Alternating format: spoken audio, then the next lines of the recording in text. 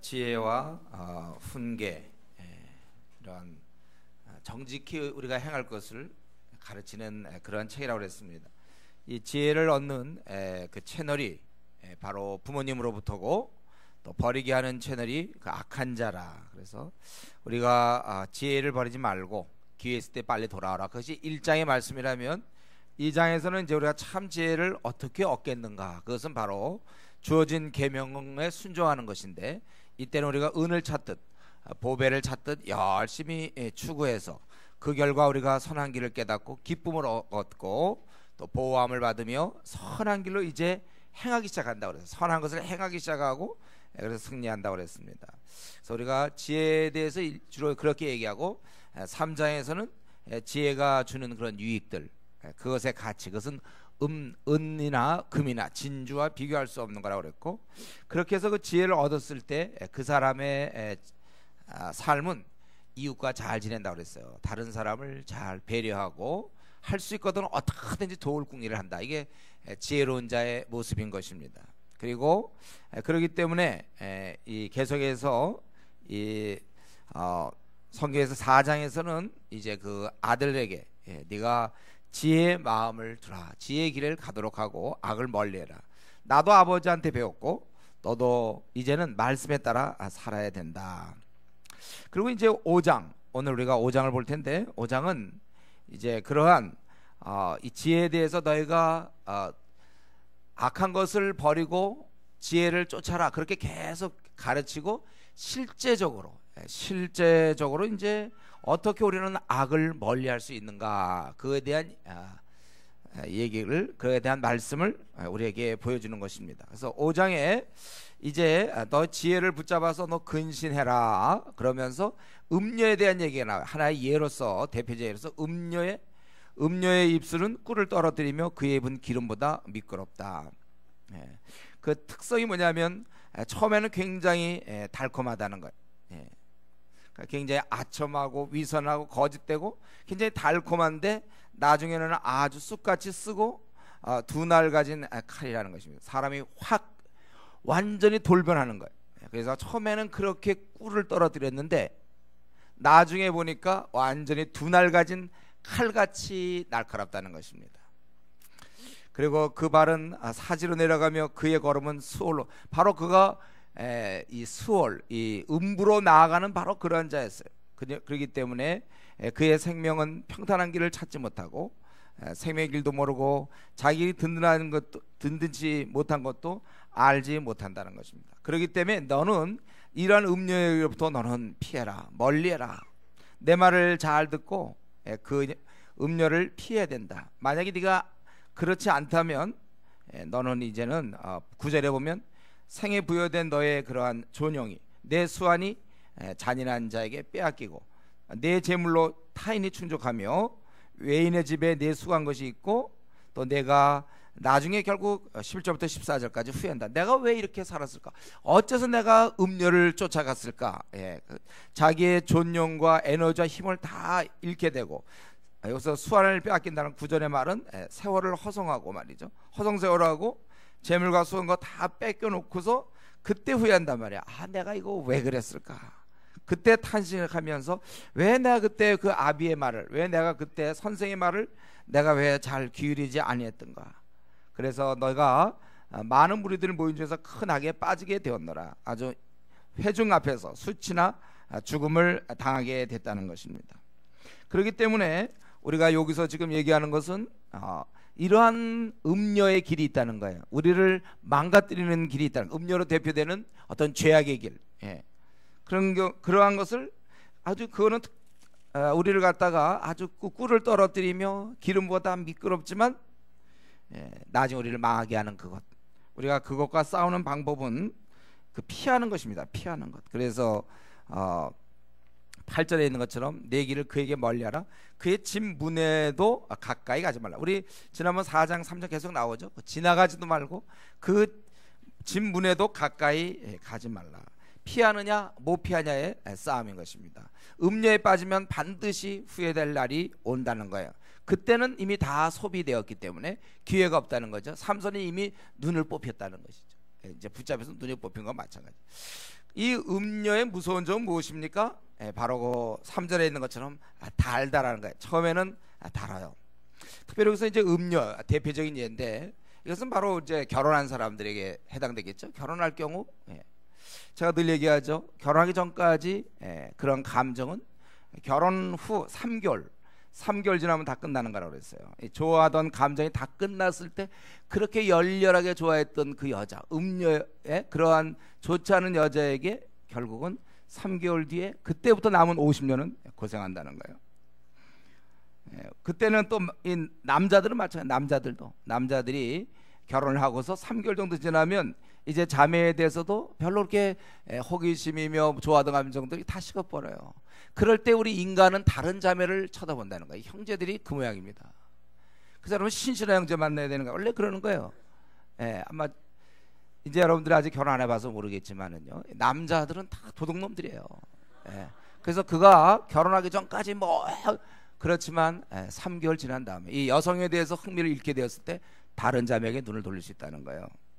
그렇기 때문에 바로 그런 면에 있어서 그가 이제 마음이 바뀌니까 다른 자매에 홀리는 자매에게, 유혹하는 자매에게 갈 수 있다는 것입니다. 그럴 때 처음에 달다는 거예요. 결국에서 우리가 아는 대로 이 음녀란 무엇입니까? 눈에 보이지 않는 마귀를 대신한 세상에서 활동하는 사자예요. 우선 내가 얘기하는 음녀로 표현되는 것은 마귀를 대신한 사자라는 것입니다.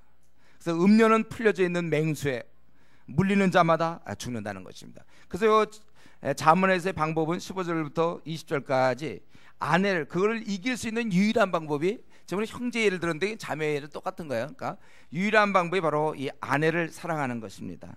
내가 내 우물에서 물을 마시면 내 샘에서 흐르는 물을 마시라. 어찌하여 내 샘물을 집 밖으로 넘치게 내 도랑물을 거리에 흘러가게 하겠느냐.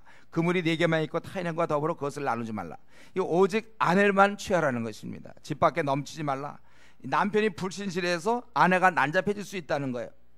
원래 그런 뜻, NIV에는 이제 그런 뜻을 얘기해서 남편이 불신실해서 아내가 난잡해진다. 그렇기 때문에 너는 이 아내만 오직 사랑하라는 거예요. 내 아내를 복되게 하라. 내가 젊어서 취한 아내를 즐거워하라. 왜? 한 3개월 지나면 이제 매력이니 이런 게 다 없어졌을 때 그때 어떻게 할 것인가? 그때 오직 그래도 그러니까 데이트할 때는 이 여자 없으면 못 산다 그런 거 그거 다 소용없다니까요.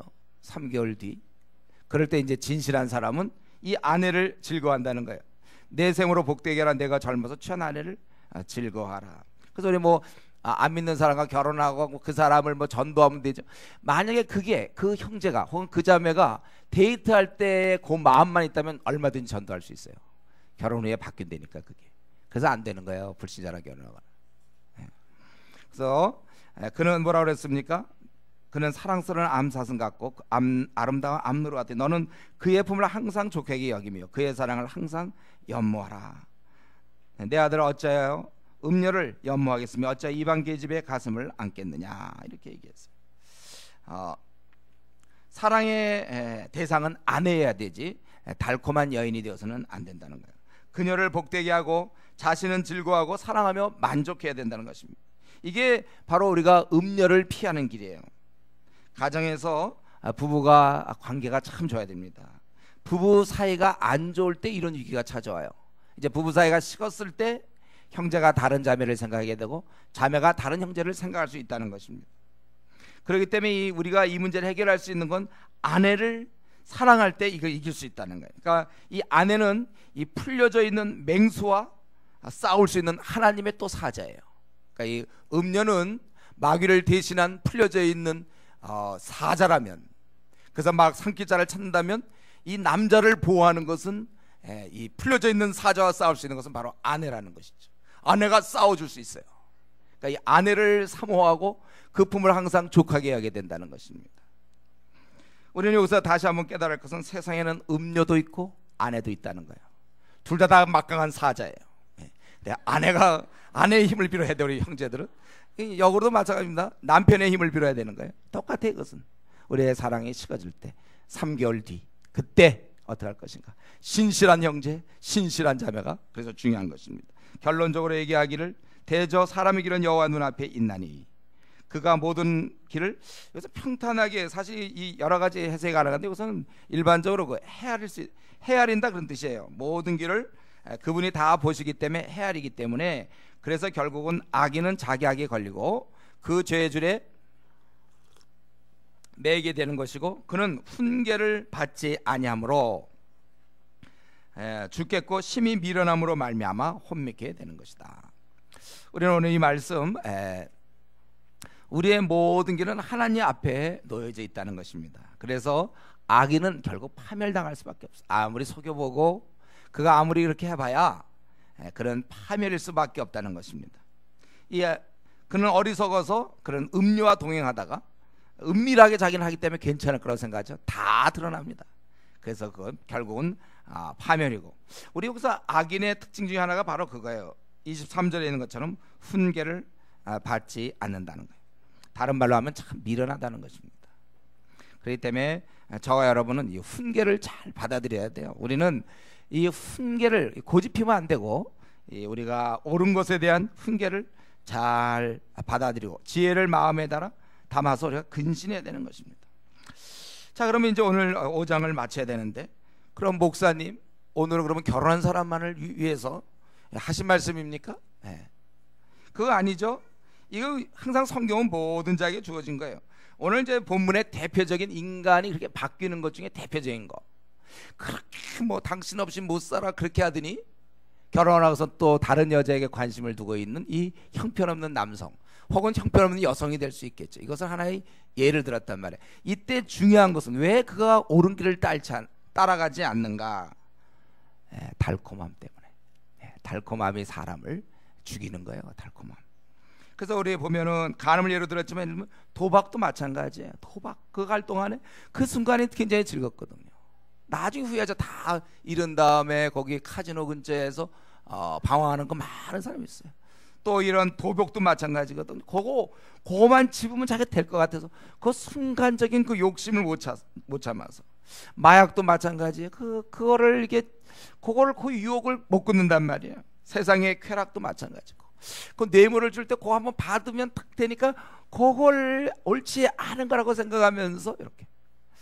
우리가 이 시간엔 그겁니다. 내가 이거는 아닌 것 같은데, 이건 하나님 기뻐할 것 같지 않은데 하면서도 마음에 이끌려서 아까 얘기한 이 달콤함 때문에 내가 죄악과 가까이 하는 것이 있습니까? 당장은 좋을 것입니다. 그러나 몇 개월은 좋을 수 있지만 일생 후회할 수 있다는 것입니다. 그렇게 될 수밖에 없다는 것이 오늘 성경의 가르침입니다. 더구나 이러한 내가 지금 혹시 은밀하게 짓는 죄들, 남들은 다 몰라요. 하나님은 아신다는 것이죠. 그렇기 때문에 이 시간 오늘 다시 한번 우리가 이런 기도회를 통해서 결단하셔야 됩니다. 달콤함이 결국은 두 날 가진 칼같이 바뀔 것이라는 거예요. 죄악된 행동을 끊어야 되는 것입니다. 아니, 그런 죄악된 은밀한 마음을 우리가 하나님께 회개해야 되는 것입니다. 우리는 항상 이런 죄, 나를 쓰러뜨릴 수 있고 옳지 않은 방향으로 인도하고 이런 달콤함을 주는 세상의 이런 쾌락과 세상의 유혹에 대해서 우리의 자세는 8절에 있는 것처럼 그의 집 문에도 가까이 가지 말라고. 뭐 안 들어갔는데요. 문에 그 사람은 그 음녀가 있는데 안 들어가고 지나가는데요. 지나가거든요. 저는요. 아니에요. 그렇게 하는 게 아니라 끊으라. 우리가 그러한 자세로 이 시간에 내가 어떠한 달콤함 때문에 하나님이 기뻐하지 않는 내가 이 세상의 마음을 빼앗기고 있는 것이 있다면 우리가 언제까지 이것을 즐길 것이며, 아니면 그 문 앞에라도 살살 다닐 것인가 결단하고 여러분들이 끊어서 평생을 후회하지 않는 그러한 삶을 살 수 있기를 바랍니다. 기도하겠습니다.